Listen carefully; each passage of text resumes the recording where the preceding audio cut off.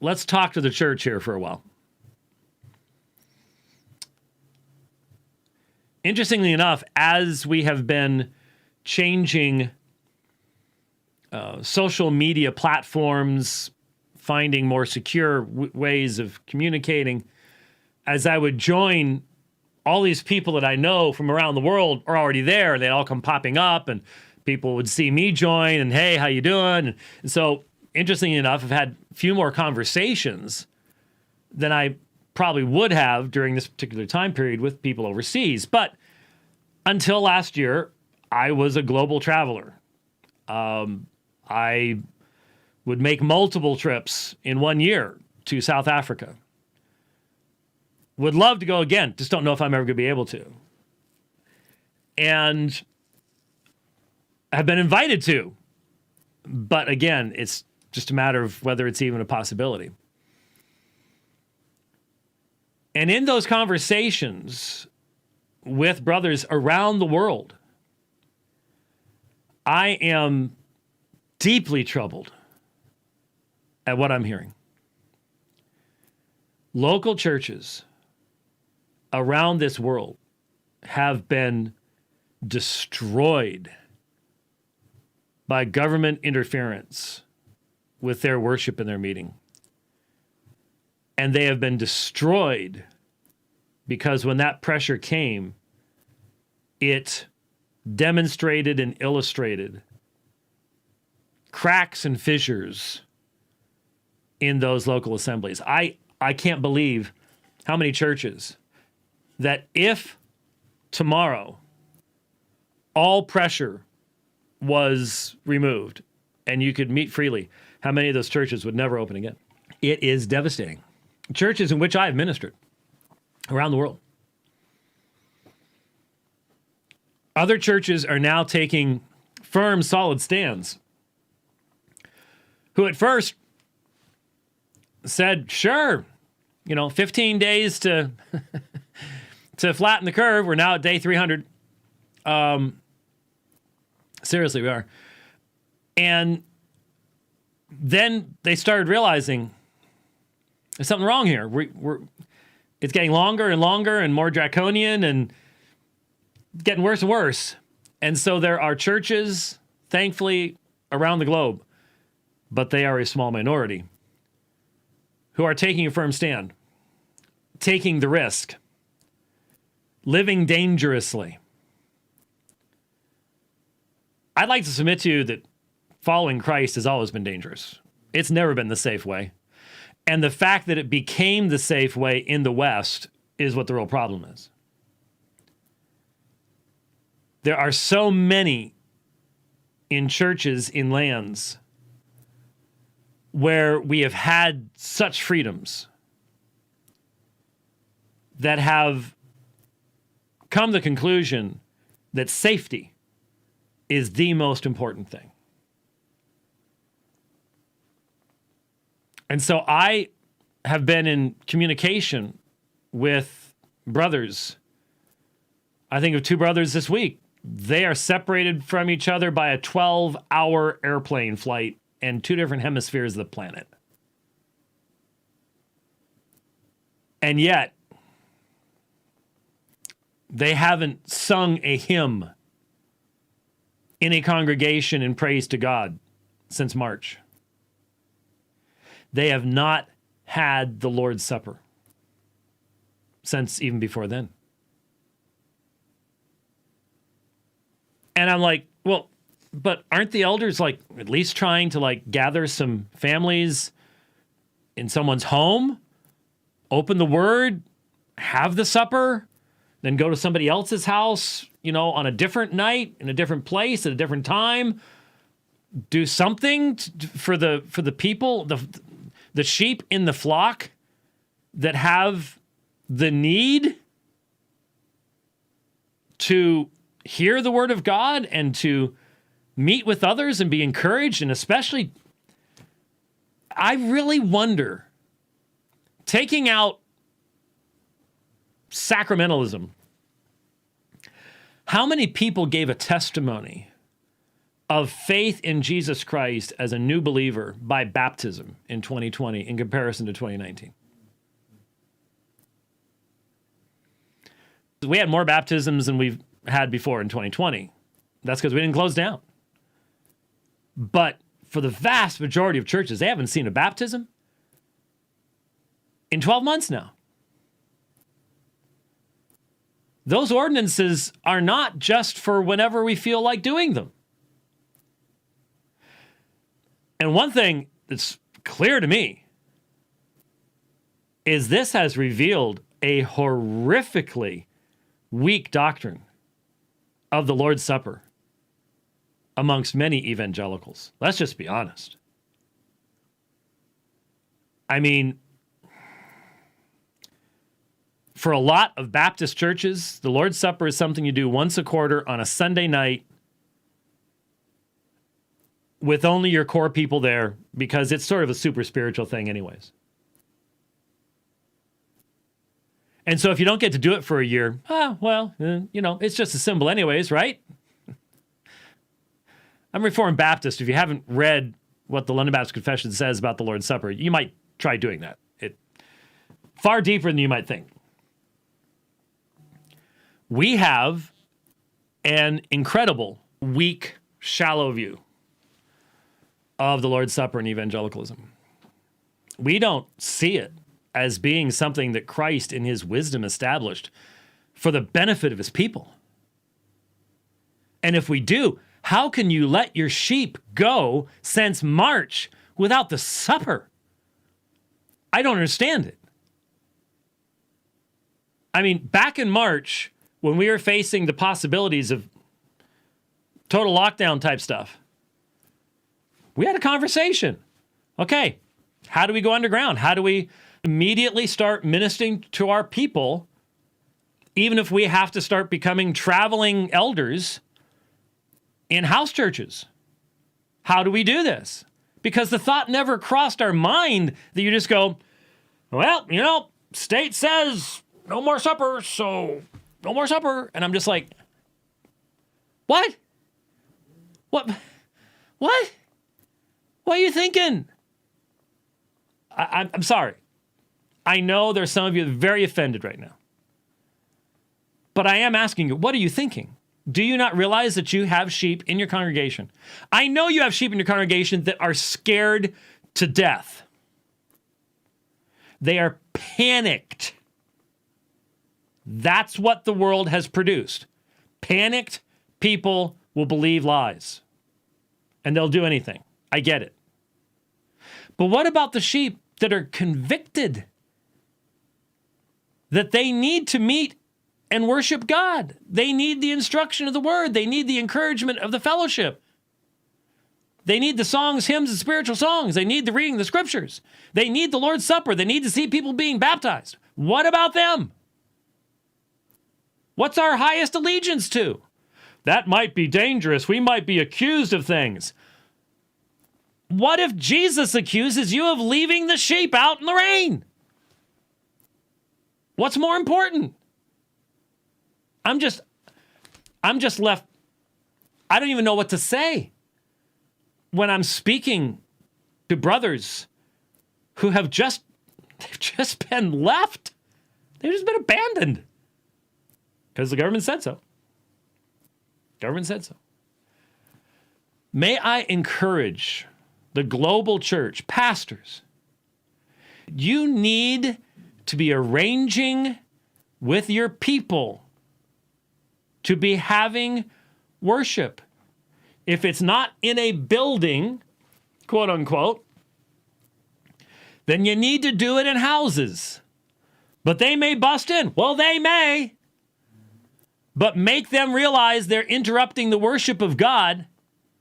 Make them take the bread out of your hand, the cup out of your hand in the process so they know exactly what it is they're doing. And I know they'll do it.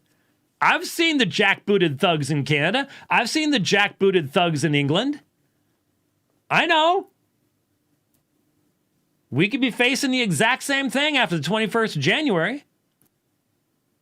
I know. And like I said on Twitter this morning, Following Christ has never been the safe option. But I also said to the global church, if you're going to ask your pastors to stand up and be counted and to do the right thing, then the churches need to make sure that you have plans in place to take care of the pastor's wife and family. Do you have those plans? Need to be working on them. Need to be working on them. Who's going to take over? Who's going to provide? Those are important questions. They're important questions. But we don't have options here. We just don't have options here. And it's just so sad that in many instances, it's just simply, well, we just want to be safe. Where you are isn't safe. Hiding in your house isn't safe. And we have commands to fulfill. And so, to pastors, start working it out with your people. Meet on different days of the week. Doesn't have to be on the Lord's Day. That's the best day, but it doesn't have to be. Meet on different days of the week, different times. Arrive in staggered, everybody doesn't show up at the exact same time. There are wise ways of doing these things, but do it. Minister the word. Have prayer. You can sing quietly.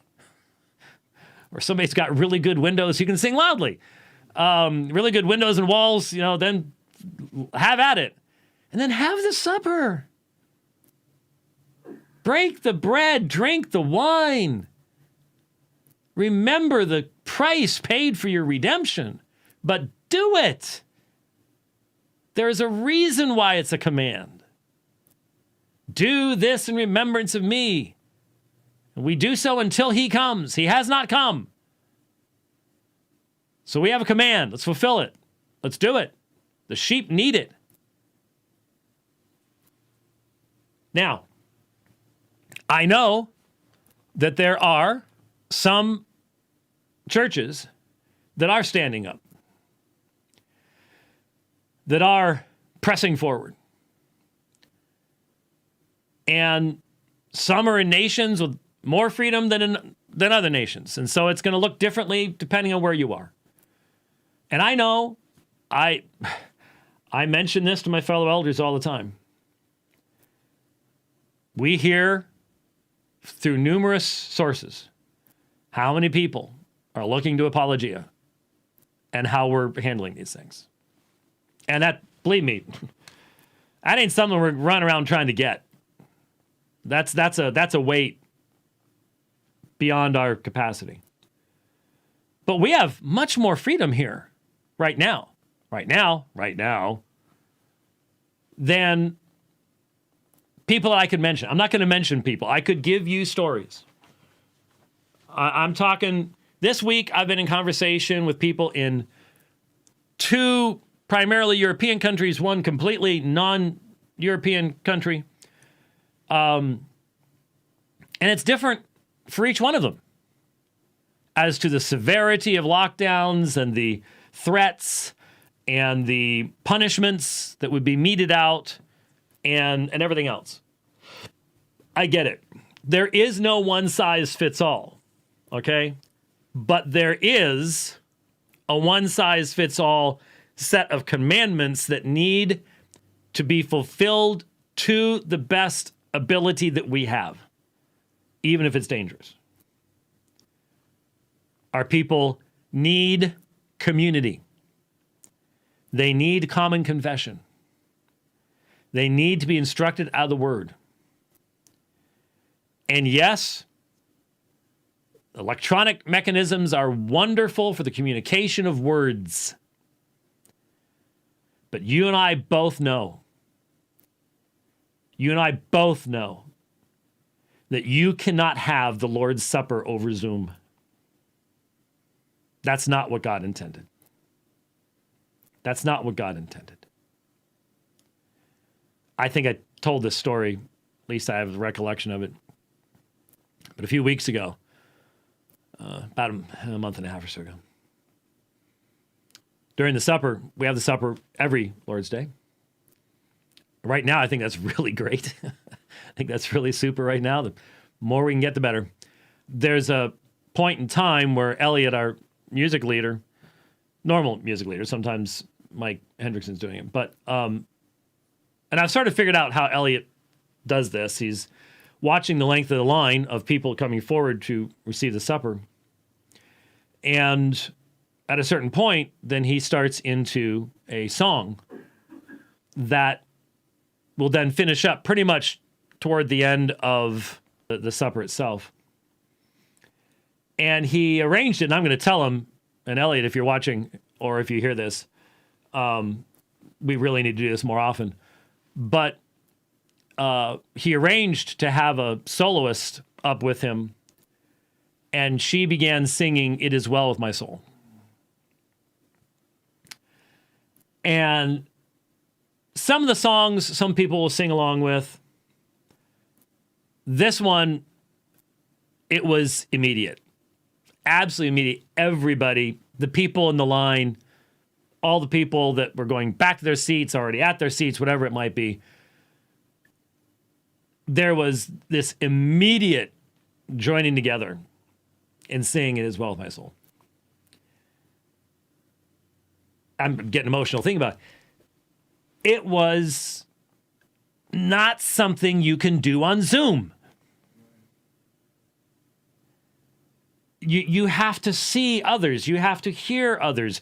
You are with others. You yourself have just gone forward. You have just received the bread and the wine. We have families who will take the bread and the wine, and they'll go over to the side and they'll pray together before they partake of it. And so you've seen that, and you've seen the children, and you're seeing people still going forward. And there's all of this. You can't do that on Zoom. It's not possible. And it was just fantastic. It was just such a blessing. Just incredible. And that takes the gathered body. That takes the gathered body. I know one thing. Everybody at our church, hopefully everybody at your church, has a significantly greater understanding of the importance of the gathered body of the church than we did in February of 2020.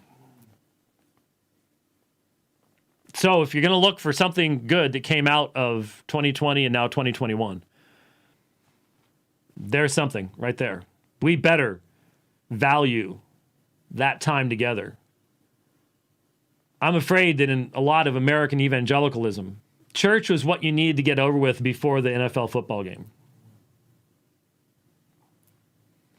And if we haven't learned now that NFL football game meant nothing, and it never did, and that church service meant everything, what else is going to teach it to us? What else is going to teach it to us? So if you're in a church that is stuck in safe mode, where you can't do anything, you don't have the blue screen of death, but you can't do anything, there's no worship going on, gone into safe mode. And if you're stuck in that situation, then you might be looking for a church that isn't stuck in that situation, and there won't be many of them. And you may encourage fellow believers, talk to the elders. Would any of the elders be willing to take the risk to prepare a sermon,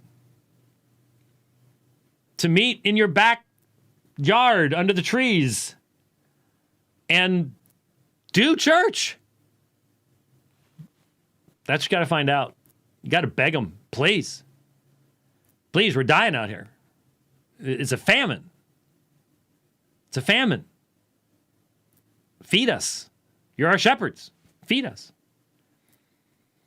And I'm talking major cities. Cities with millions of people. And you might find a handful that are still seeking to do what we've been commanded to do. Again, to the global church, pastors, you've been called to lay down your life for that flock. If your people have not partaken of the supper since March. What are you doing? What are you doing? People, if your pastor stands up, you guys had better be figuring out how you're going to take care of his family if he pays the price for that. That'll make his job a whole lot easier. Trust me, if you know that your wife and your kids are going to be taken care of, you'll be a little bit more bold. And properly so. But church, got to stand up. We've got to be salt and light. Because the hashtag Christ or chaos is a true hashtag. We have the answer. The chaos is coming. And if we don't step into the middle of that with the answer to that chaos, the only other answer to the chaos that is coming is pure, total, 1,000% totalitarianism, based upon a worldview that views mankind as a completely expendable item. And we know what that results in. Look at the number of graves in China, Russia, Eastern Europe, Cambodia, Cuba, North Korea. That's what it results in. Ukraine, don't forget the Holodomor, the purposeful starvation of millions. Oh, no one would ever do that. Has there ever been a time when people are more dependent upon external sources for their food than today? Oh, don't make me think about that. Time for prayer and a time to tell the world, Christ or chaos. Christ or chaos.